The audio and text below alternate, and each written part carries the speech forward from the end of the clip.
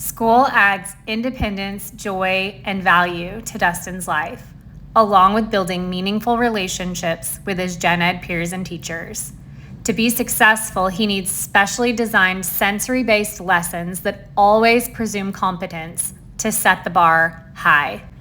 Working on a yes-no goal, he can either use buttons or his eye gaze device. For the first one, Dustin, do you want to do a shaving cream activity?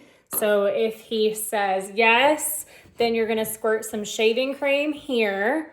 He can pick one of his letters of his name, and then helping him use his finger, he can write the letters.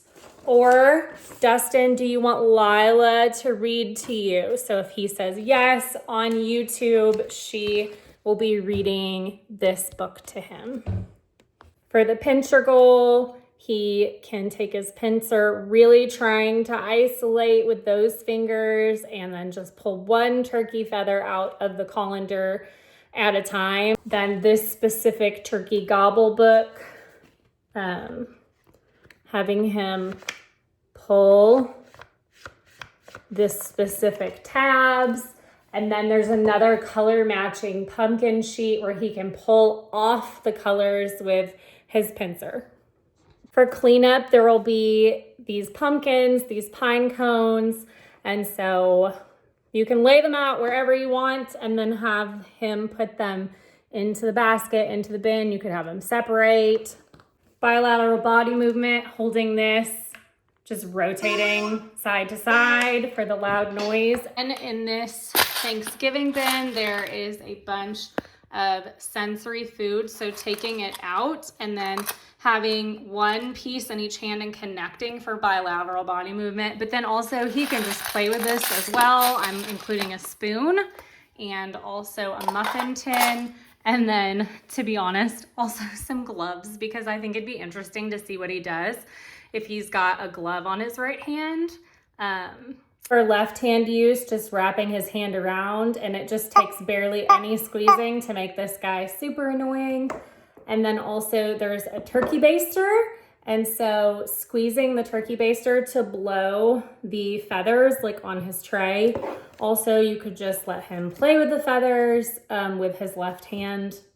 For Go Put, getting this white Play-Doh like mashed potatoes, and then, hey Dustin, let's put the potato masher on the mashed potatoes and ready, set, go. Let's push them down. And then also there will be a turkey made out of something that I just can't remember what it's called, and it will have buttons on it. So working on go take a feather and then put it in the basket. Using his like or don't like button for the sensory bin where he can sweep the stuff and fill the basket.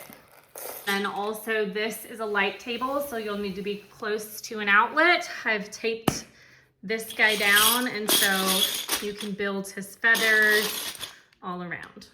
For his read alouds, I just included some of his favorite books. This is my favorite book, Be Ready to Cry. And then this one, which his sister is also reading on YouTube. And then finally, as he's listening to the books, for the manipulative, he can play with this little stuffed turkey. He can pull out all of this different food.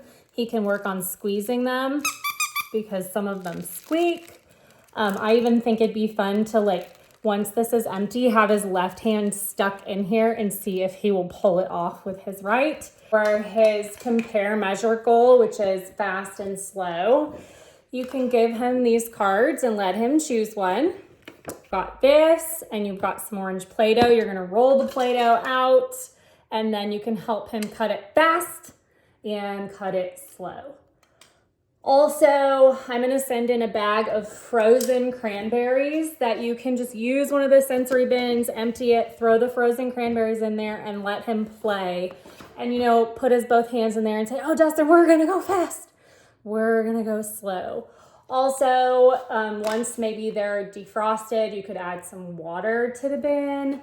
You could use the scooper. You could use the baster to baste some of the water. Going with our Thanksgiving theme, we want to capture all of our pictures of our family, and we want to make sure to call them.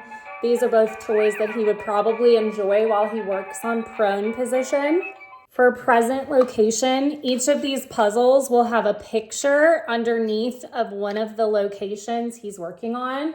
So when he opens it, you're going to ready, set, go, and race to that location. Then when he gets there, he can say hello to work on his signing hello, and then you can give him the last puzzle pieces to choose. And now he's chosen cafeteria, so he can race to the cafeteria and be nosy and see what's going on. For some peer interaction, this is actually a hat. So I think it could be fun to put on a friend's head and have friends help Dustin put the rings on. Another idea for pair interaction is this pre-recorded button that he can push. Can you tell me something special that you're thankful for? And then he can give the friend a lead, really encouraging maybe an idea for the peer that's beyond family and food and a home, something really unique to them. And then I was thinking it'd be fun to have like a little place where he could go back and have a wall of gratitude that he can stick these leaves on.